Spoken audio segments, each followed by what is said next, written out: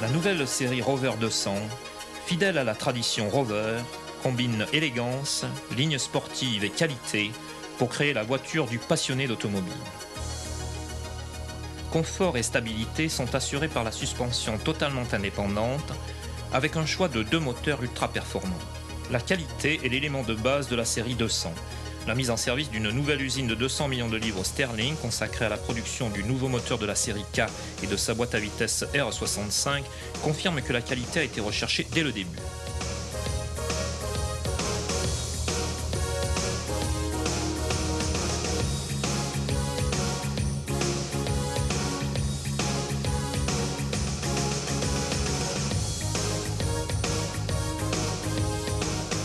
L'emploi des techniques de moulage à basse pression au sable améliore la précision et le contrôle du processus de fabrication adopté garantit que chaque moteur est soumis à 300 vérifications et mesures avant sa sortie de l'usine.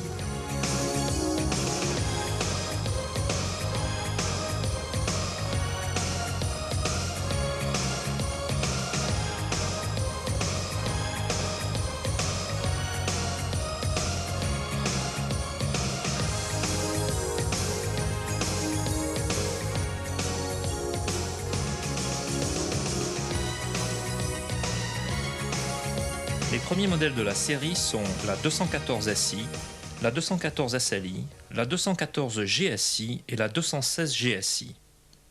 Toutes les 214 sont équipées des nouveaux moteurs de 1,4 litre de la série K, conçus pour fonctionner à l'essence sans plomb et dotés d'un catalyseur pour respecter l'environnement. L'injection monopoint et le système de gestion du moteur MEMS limitent la consommation au minimum, tandis que les 16 soupapes et le double arbre à cam en tête développent une puissance qui ferait l'envie de bien des moteurs de 1600 cc. Le moteur K16 de 1,4 litre est conçu en alliage selon une méthode révolutionnaire. Il est composé comme un sandwich dont les étages sont maintenus par des boulons qui le traversent entièrement.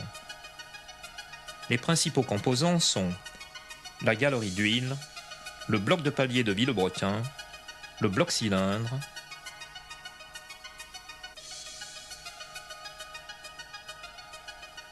la culasse et les 10 boulons d'assemblage. Les boulons se vissent dans la pièce coulée montée sous le bloc de palier. Cette pièce forme elle-même la galerie d'huile principale. Le couvercle d'arbre à cam et le déflecteur du bouchon d'huile interceptent les éclaboussures d'huile autour des ouvertures du reniflat. Les 16 soupapes sont actionnées hydrauliquement par les poussoirs entraînés par le double arbre à cam en tête. On voit ici l'alternateur, le volant moteur, l'échappement et le filtre à air.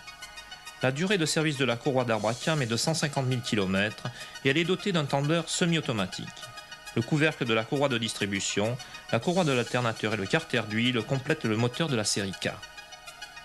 La lubrification est assurée par la pompe à huile entraînée par le Villebrequin.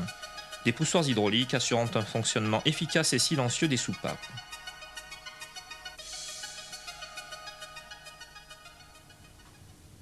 Le thermostat, la pompe à eau et la pompe à huile sont intégrés au moteur, supprimant de nombreux raccords et par là les risques de fuite. Le couvercle qui masque les bougies confirme l'aspect net et soigné de ce moteur. On peut voir le filtre à air changer tous les 40 000 km.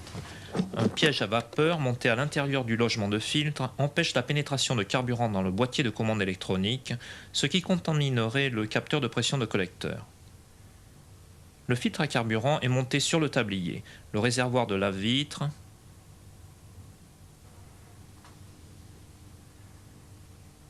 la boîte à fusible du compartiment moteur, le boîtier électronique de la gestion de moteur et la bobine et son couvercle en plastique. Le distributeur est monté à l'extrémité de l'arbre à cam d'admission. Le filtre à huile est sous l'alternateur, le bouchon de vidange sur le côté au bas du carter d'huile. Les moteurs de la série K sont conçus pour fonctionner à l'essence sans plomb alimenté par un injecteur électronique monté dans le corps de papillon. Le collecteur d'admission est chauffé par eau et un réchauffeur d'air d'admission améliore le fonctionnement par temps froid.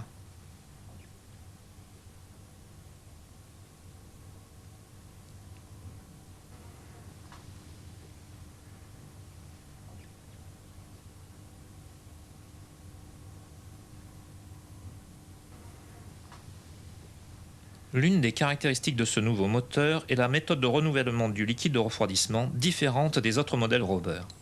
Il faut d'abord mettre la commande de chauffage sur chaud, puis desserrer le couvercle du réservoir d'expansion et déposer le bouchon de cet orifice de remplissage.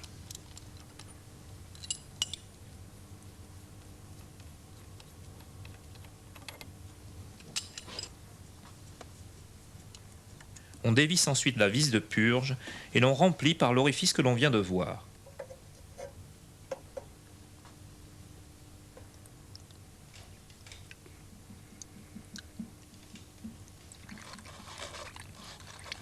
Lorsque le liquide qui s'échappe de la purge ne comporte plus de bulles, revissez la vis de purge.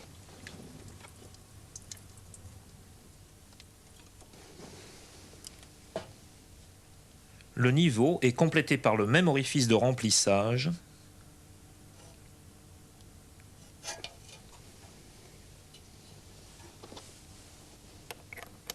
que l'on doit reboucher une fois plein.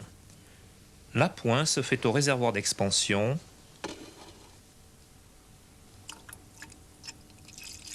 Le moteur doit ensuite tourner jusqu'à l'enclenchement du ventilateur, après quoi il faut l'arrêter, recontrôler le niveau du liquide de refroidissement dans le réservoir d'expansion et faire l'appoint le cas échéant.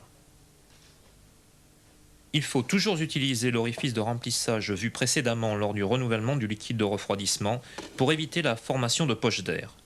Seul l'appoint peut être effectué directement au réservoir d'expansion. Le système de gestion du moteur MEMS est similaire à celui déjà utilisé sur les modèles Montego à injection. Un seul boîtier électronique commande l'allumage programmé, l'alimentation et le régime de ralenti. A noter que ce boîtier électronique peut également conserver en mémoire les pannes intermittentes et que celles-ci peuvent être affichées en raccordant Microcheck et Cobest. Le réglage du CO et le diagnostic des défauts sont également effectués à l'aide de Microcheck ou Cobest. Le boîtier électronique calcule le rapport air-carburant en appliquant la méthode de régime densité. La densité est indiquée par le capteur de pression absolue du tuyau de collecteur et le régime par le capteur du vilebrequin.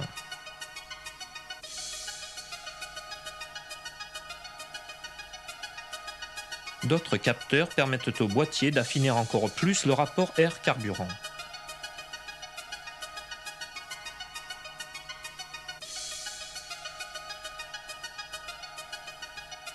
Un capteur de température d'admission aide le boîtier à calculer la densité. Le capteur de température du liquide de refroidissement signale la température du moteur. Le potentiomètre de papillon transmet tous les mouvements du papillon au boîtier. Le contact de papillon lui permet de sélectionner le réglage d'alimentation qui correspond au ralenti ou à la marche normale. Tous ces capteurs transmettent leurs signaux au boîtier électronique. Celui-ci commande alors l'injecteur pour qu'il alimente la quantité de carburant correcte au moteur. L'injecteur atomise le carburant à l'arrière du disque de papillon. La quantité de carburant injecté varie en fonction de la période d'ouverture de l'injecteur et cette période est déterminée par le boîtier électronique. Le calage de l'allumage est contrôlé par le boîtier électronique. La haute tension est distribuée par le bras de rotor au distributeur à l'extrémité de l'arbre à cam d'admission. Le boîtier électronique commande le régime de ralenti et la montée en ralenti en indexant un moteur qui actionne le disque de papillon. Le système de commande de ralenti du boîtier électronique analyse la charge et les caractéristiques du moteur. Lors du remplacement du boîtier électronique, il faut donc effectuer une mise au point complète à l'aide de Microcheck ou Cobest pour permettre au boîtier électronique d'apprendre les caractéristiques du moteur. Une nouvelle boîte à vitesse manuelle à 5 rapports, assemblée par robot, équipe les moteurs de 1,4 litre de la série K. La configuration de la boîte R65 est très simple. L'arbre primaire est entraîné par le moteur par l'intermédiaire du disque d'embrayage. Les pignons de première, seconde, troisième et quatrième sont intégrés à l'arbre primaire. Le pignon de cinquième est adapté sur l'arbre par cannelure et il est fixé par un circlet. L'arbre intermédiaire comporte les moyeux de synchronisation de tous les pignons. Lors de la révision de la boîte, aucun réglage axial n'est nécessaire et l'huile n'a pas à être vidangée. La traction finale, entraînée par l'arbre intermédiaire, tourne sur des roulements à rouleaux coniques. Les fourchettes de passage ont un revêtement en nylon qui réduit les frottements. Les arbres primaires et intermédiaires sont portés par 2 roulements à billes.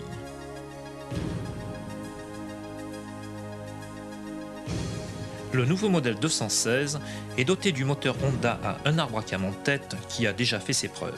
C'est une construction en alliage avec un bloc cylindre coulé dont les alaisages reçoivent des chemises en fonte. Le Villebrequin en acier forgé est porté par 5 paliers. Les chapeaux de palier sont renforcés par des demi-flasques qui servent également de galerie d'huile. Les pistons sont calibrés pour le montage. Une pompe à huile à rotor excentré fait circuler l'huile dans le moteur. Une crépine d'aspiration est montée dans le carter d'huile. Les 16 soupapes sont actionnées par les culbuteurs réglables entraînés par la courroie d'arbre à cam. Le jeu des soupapes est contrôlé tous les 20 000 km. La tension de la courroie est réglée de façon semi-automatique par une poulie à ressort. L'accès au tendeur de courroie est par un œillet aménagé dans le couvercle inférieur.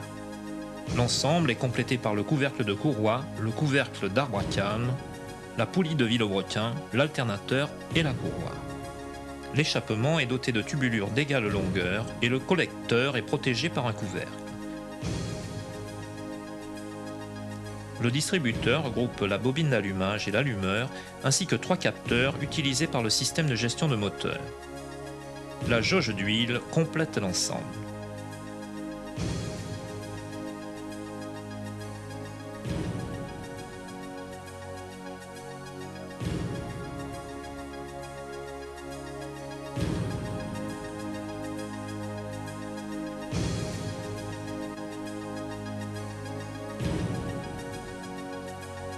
Sur la boîte manuelle de la Rover 216, la synchro de première seconde est montée sur l'arbre intermédiaire, la synchro de troisième quatrième sur l'arbre primaire et une synchro séparée est montée sur l'arbre secondaire pour le pignon de cinquième. La transmission finale est portée par des roulements à billes. Le reste du compartiment moteur contient la prise d'air et le filtre à air,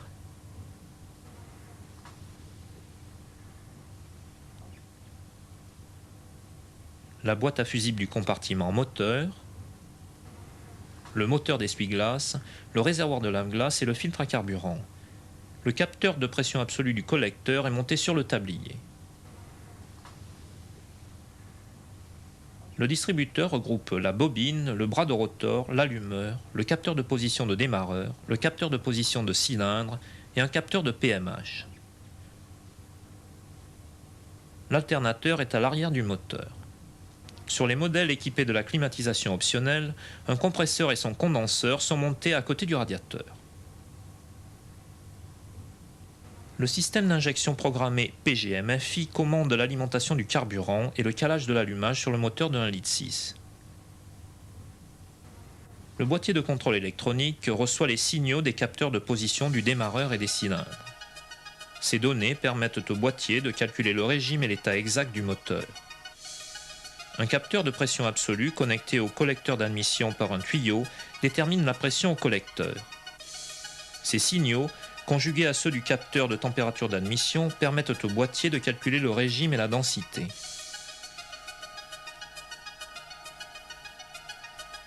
Le capteur de température du liquide de refroidissement fournit les données de richesse pour la marche moteur froid.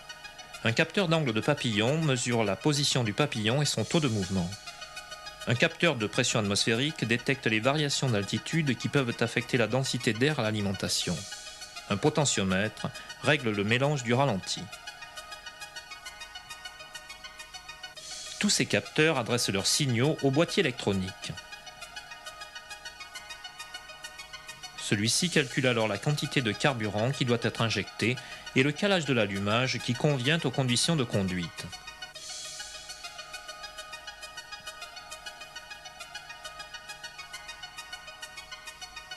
Voyons maintenant la partie électrique, avec l'emplacement de la boîte à fusible et du boîtier électronique sur le modèle 214. On voit la boîte à fusible du compartiment moteur, la boîte à fusible de l'habitacle, l'unité multifonction, le boîtier électronique de l'injection monopoint et le boîtier électronique du circuit d'anti-blocage de roue intégré au modulateur.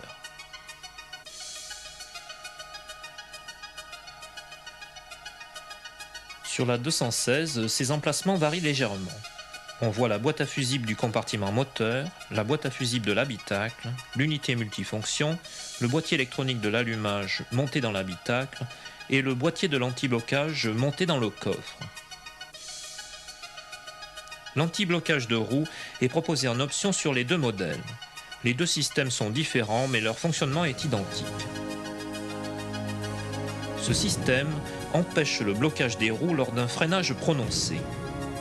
Les capteurs des roues permettent au boîtier électronique de calculer la vitesse de rotation de chaque roue. Lorsque le boîtier détecte qu'une roue est sur le point de se bloquer, il agit sur la pression de freinage pour empêcher le blocage de la roue.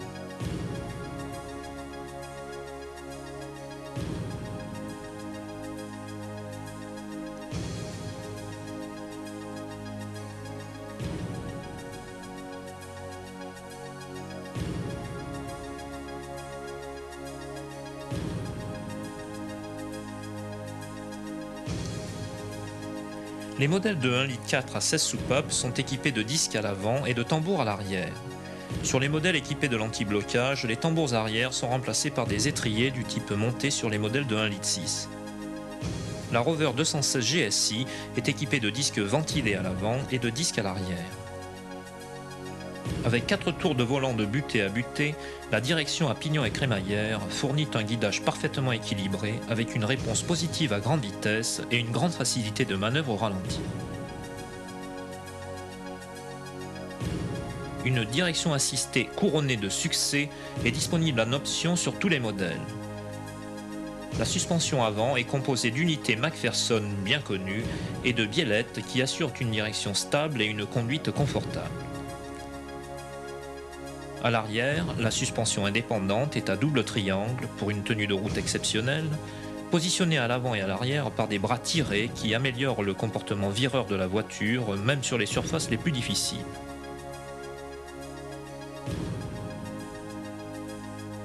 La 216 GSI a en outre une barre anti-roulis. Les deux hauts de gamme de la série sont la 214 GSI et la 216 GSI. Les deux ont un équipement digne de Rover. Toit ouvrant et lève-vitres électriques, siège luxueux réglable en hauteur. L'environnement de conduite est bien défini par un habitacle enveloppant, les instruments sont clairement visibles et le levier de passage des vitesses idéalement placé. La planche de bord comporte un compte-tours, un compteur de vitesse, un compteur journalier, ainsi qu'une jauge de carburant et un témoin de température. Un signal avertisseur retentit si le conducteur ouvre sa portière sans avoir éteint l'éclairage. Sur les modèles GSI, le conducteur peut varier l'intensité d'éclairage des instruments et tous les rétroviseurs des portières sont réglables de l'intérieur.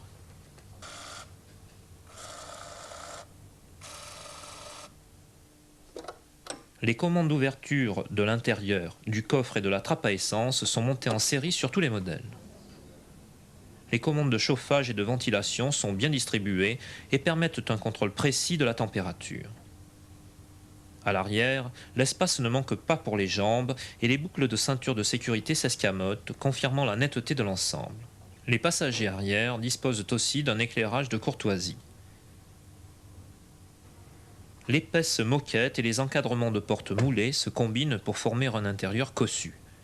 Tous les modèles à haillons sont dotés d'une banquette arrière à dossier rabattable 60-40 qui permet d'augmenter le volume du coffre en cas de besoin. La Rover 200 est construite pour la qualité et conçue pour le style, les performances et la facilité d'entretien. En effet, l'entretien de la nouvelle série 200 ne pourrait être plus simple. La mise au point des modèles 214 est effectuée avec Microcheck ou Cobest. Ces deux appareils sont raccordés au connecteur sériel de diagnostic. Il n'y a que deux mises au point, le réglage électronique du CO par le clavier de Microcheck ou Cobest et le réglage de la dérivation d'air du papillon, mais ceci ne doit être effectué que lorsque Microcheck ou Cobest le demande. Lorsque l'option test est sélectionnée, l'opérateur peut suivre une séquence de diagnostic. Si une anomalie est détectée, le remède est affiché sur l'écran. A noter que tous les défauts intermittents enregistrés par le boîtier de contrôle électronique apparaîtront également sur l'écran et sur le tirage papier. La mise au point de la nouvelle Rover 216 se limite aussi à deux contrôles, le réglage du mélange de ralenti et le réglage du ralenti de base. Une fois que le moteur a atteint sa température de fonctionnement normale et que toutes les vérifications de fuite d'air, de connecteur d'effet et de réglage du câble de papillon ont été effectuées, il faut contrôler le mélange de ralenti et le régler si nécessaire. Si le CO doit être réglé, il suffit de découvrir le boîtier de commande du système PGM-FI pour avoir accès au réglage du mélange de ralenti. Tournez le réglage par petits incréments pour obtenir la lecture correcte. Pour régler le ralenti de base, débranchez le connecteur de la soupape électronique de commande de débit d'air et démarrez. Maintenir brièvement le régime à 1000 tours minute, contrôler le ralenti de base et, s'il le faut, le régler en tournant la vis de réglage du corps de papillon.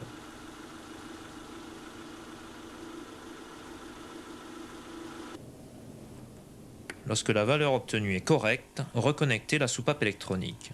Déposez le fusible des feux de détresse et attendre 10 secondes pour effacer le défaut de soupape électronique de la mémoire du boîtier de commande. Remettre le moteur en route et vérifier que le contenu en CO et le régime de ralenti sont corrects. Le clignotement du témoin du boîtier électronique indique qu'un défaut a été détecté. À chaque défaut correspond un nombre de clignotements que l'on peut décoder en se référant au manuel de dépistage des pannes électriques. Pour interroger le système de façon plus approfondie, on peut utiliser l'appareil MicroCheck avec une liaison MicroLink qui doit être raccordée à la place du boîtier de commande électronique.